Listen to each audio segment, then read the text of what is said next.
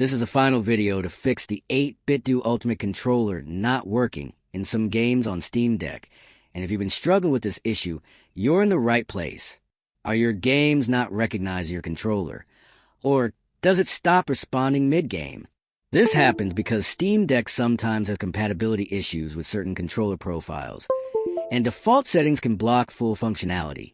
You might have seen other videos or guides online, but they're usually complicated, full of extra steps, and hard to follow. Today, on Rexist, I'll show you a simple trick that fixes this in less than a minute without reinstalling anything or messing with advanced settings. By adjusting the Steam input settings for your 8BitDo Ultimate and enabling the right configuration support, you can make your controller work perfectly in every game. If you want a full step-by-step walkthrough, comment below and I'll make a detailed tutorial just for you.